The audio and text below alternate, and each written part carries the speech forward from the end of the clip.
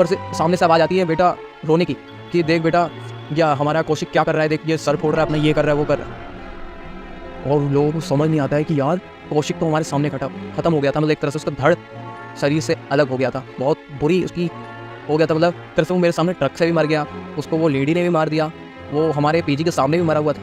अगर इसका पार्ट अगला आपको जानना है तो हमारे अभी भाई को तुरंत सब्सक्राइब कर लो और अगला पार्ट आपको कल मिल जाएगा, कल ठीक 6 बजे। तो मिलते हैं दूसरी वीडियो के साथ।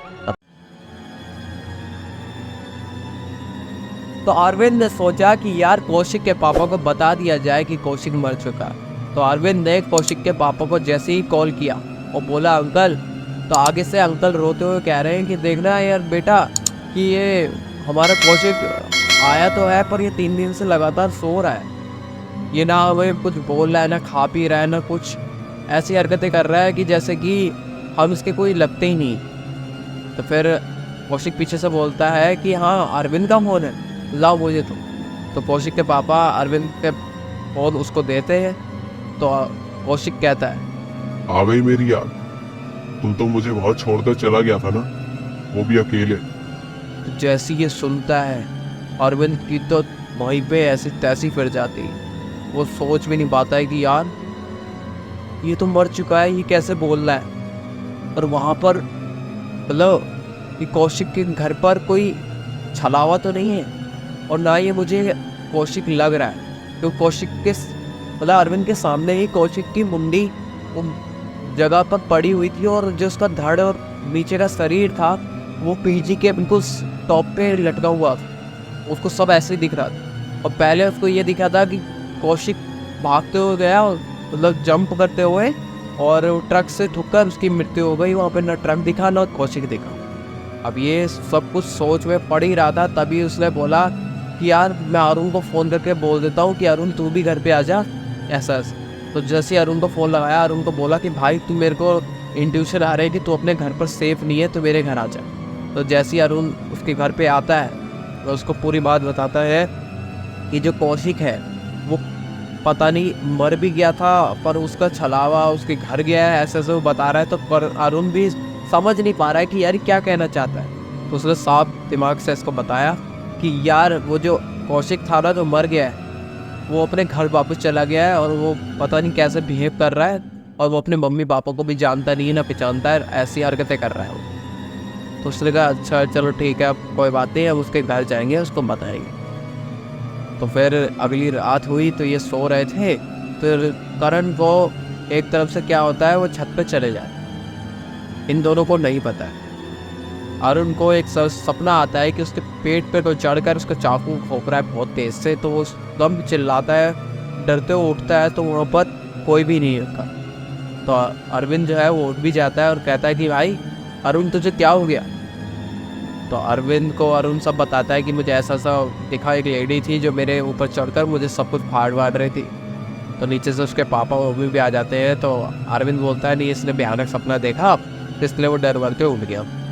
ऊपर से करण भी आ जाता है, वो कहता है कि यार क्या हो गया, मैं ऐसे मूड फ्रेश करने गया था छत पे, तभी तुम्हारी आवाज़ आई अरुण की चीखने, तो मैं एकदम भागते हुए आ गया। तो उन्होंने कहा चल ठीक है कोई बात नहीं सोच। जैसे फिर अगली रात आती है तो अरविंद को थोड़ा सा एक तरह से आइडिया आ जाता है, उसको पता लग जाता है कि करण कुछ ना कुछ तो गड़बड़ कर रहा है। तो अरुण और अरविंद ने एक तरह से प्लान बना लिया कि इसको देखेंगे रात में ही जाता कहाँ। तो इन्होंने देखा आँख बंद करके कि हाँ भाई हल्के की आँख खोल रखी थी, देखा कि 1:30-2 बजे हमारा करण उठकर छत पे गया। तो छत पे जैसे गया तो उसके पीछे पीछे नेक करते हुए ये भी ऊपर जाते हैं और देखते हैं कि आगे एक मोमबत्ती जल रही है, बाउंड्री के ऊपर एक मोमबत्ती जल रही है।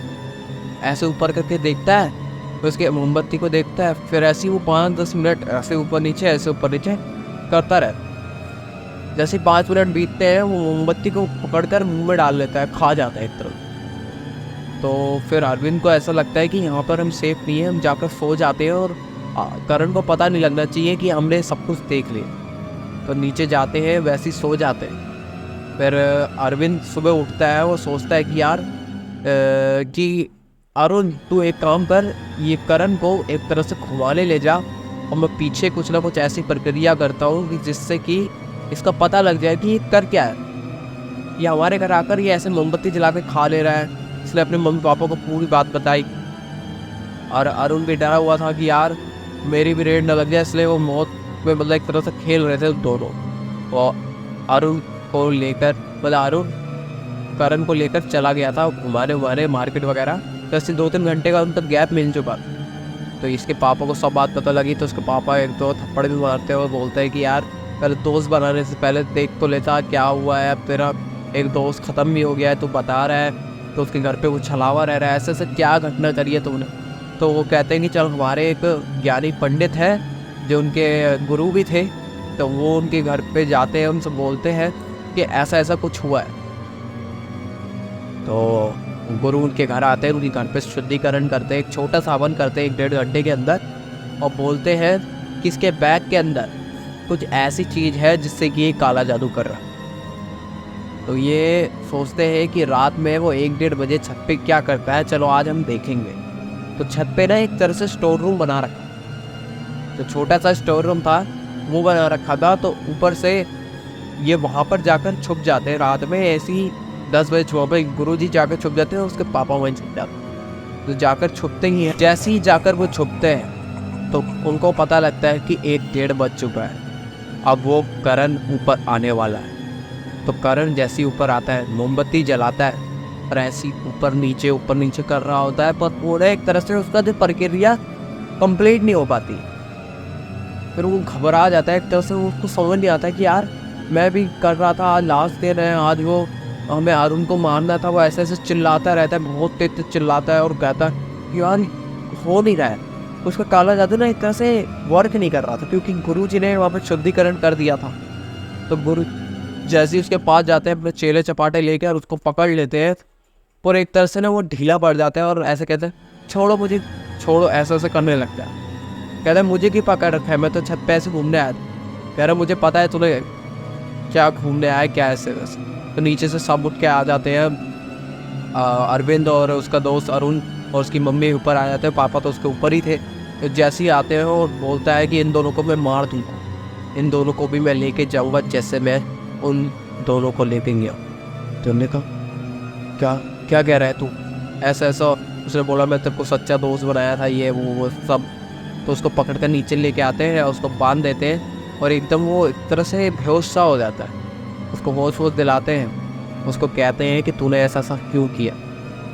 तो वो बोलता है कि तुमने मेरे साथ रैगिंग की थी और मेरे पास पैसे नहीं होते थे, तुमने मेरे को बहुत चिढ़ाया और तुम सब लड़कियाँ वगैरह बात करते थे, तुम लोग मतलब वहाँ के बहुत बड़े अटेंशन मैन थे कि वहाँ पर तुम्हें सब लोग अटेंशन देते थे, मुझे कोई देता नहीं था अटेंशन। तो एक तरह से वो चिढ़ रखा था और तुम्हारे से मैंने इसलिए गहरी दोस्ती बनाई और तुम्हें मैं धीरे धीरे कर मार रहा। आज वो अभिषेक मैंने मार दिया और एक दोस्त और मार दिया, ऐसे ऐसे करके वो बता रहा है कि मैं तुम्हें आज एक अरुण की बारी थी, फिर अगले दिन तेरी अरविंद तेरी बारी। तो उसके पापा खींच के उसके करण के मारते एक थवाक से।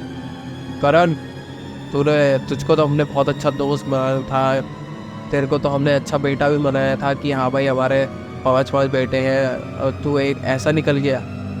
तो फिर उनने कहा कि अंकल मेरे को कुछ भी कर लो, मेरे को मार लो, अगर मर गया हुआ तो मेरी आत्मा तुम्हें फिर परेशान करेगी और अगर तुम मुझे छोड़ दोगे तो मैं फिर काला जादू करूँगा। तो उनको उसको कुछ समझ नहीं आया था। बाबा कह रहे थे कि ऐसे कोई काला जादू करता है तो उनके मुंह में अगर हम पोटी भर दे, पोटी सच्ची वाली पोटी भर दे पूरे एंड तक, नीचे तक पोटी पूरी मुंह में भर दे कि उनका काला जादू जो है वो नष्ट हो जाए। तो उन्होंने ऐसे ही किया, उसके मुंह में पोटी जो थी भर दी और उसको ऐसे ही उठाकर गाँव के बाहर फेंक दिया। तो जैसे ही इनने कहा कि यार अब मेरा मन यहाँ पे अच्छा लग नहीं रहा है, तो अरुण ने सोचा और हमारे अरविंद ने सोचा कि अब चलो पीछे चलते हैं, वहाँ जाकर देखेंगे क्या है यार, क्या है सीन है, 2 दोस्त तो ख़त्म हो चुके हैं, ऐसा ऐसा कहता। जैसे ये वहाँ जाकर गेट खोलता है तो गेट तक खुला सा होता है। वो ऐसे धक्का मारते हैं और देखते हैं कि यार अंदर तो कौशिक बैठा है। कौशिक ठीक ठाक है, एक तरह से उसको कोई भी दिक्कत नहीं है, ना उस पर छलावा लग रहा है, एक तरह से पूरा ह्यूमन ही है, मतलब एक तरह से आदमी टाइप ही है, कुछ नहीं हुआ। तो कहता है यार मैं कितने दिनों से आ रखा हूँ यहाँ पे, मेरे को 2 दिन हो गए, तुम लोग आए नहीं, ऐसा वैसा। तो अरविंद और हमारा जो अरुण था वो डरने लगते हैं। वो कहते हैं तुम कुछ दूर रहे हमसे। तो कहते हैं यार मुझे क्या हुआ है, तुम मेरे को वहाँ पे पेट्रोल पंप पे छोड़ा है, मैं पता नहीं कैसे अपने घर गया हूँ, मेरे पापा मम्मी कह रहे हैं कि तू घर पे आ रखा है 3 दिन से, ऐसे सो रहा है, ना मिल रहा है ना कुछ ऐसा ऐसा। कह रहा तुझे कुछ नहीं पता उसके आगे कहानी। कहते हैं चल तू हाथ पकड़ और मैं तेरे को पूरी कहानी बताता हूँ कि आगे हुआ क्या। तो उसको पूरी बात बताते हैं कि वो जो करण था उनने हमारे एक दोस्त को छीन ली। उनका एक दोस्त था जो, उनका नाम उनने क्या बताया था, मोहित। उसको पता नहीं कैसे ऊपर आज छत से फेंक कर मार दिया। अब उसका पूरा कुछ समझ नहीं आ रहा है कि उसी ने मारा, किसने मारा। वो कह रहा था कि धीरे धीरे करके मैं सबको मार दूँगा। पर तू कैसे बच गया, उसने फिर पूछा। तो बोला कि यार पता नहीं, मेरे को एक बाबा थे, वो उठाकर मुझे ऐसा ऐसे ले गए और उसने ऐसा ऐसा किया, आगे का मुझे कुछ याद नहीं है। मुझे फिर उन्होंने मेरे घर का एड्रेस मेरे फ़ोन में देखा तो मुझे घर छोड़ दिया। पर मेरे को 3 दिन ऐसा लगा कि मैं नशे में हूँ, मेरे को ध्यान नहीं था ऐसा ऐसा। तो उन्होंने कहा कि चलो यार ये वाला पीजी छोड़ देते हैं, नहीं तो फिर वो मोहित की मुझे याद आती रहेगी। तो चल तू भी हमारे साथ फिर आ गया है, बहुत खुशी हुई ऐसा ऐसा कह के वो हमारा पीजी बदल लेते हैं और दूसरे पीजी में जाकर रहने लगते हैं। और फिर वो उनको जब भी वो मोहित के बारे में याद आती है वो फिर वो फूट फूट के रोते हैं। और आज भी वो जो उनकी काला जादू वाला प्रक्रिया है जो करण ने करी थी, वो सोचकर ये आज तक इनके रोंगटे काँप उठते हैं और ये रोंगटे खड़े हो जाते हैं बस से। उनको बहुत डर लगता है वो करण नाम से। अगर कोई भी उनके सामने करण बोल दे तो वो एक तरह से डर जाते हैं। अगर आपको ये पार्ट पसंद आया होगा हमारे चैनल को सब्सक्राइब करना। मिलते हैं दूसरे वीडियो में, तब तक के लिए नमस्कार, बाय बाय, थैंक यू।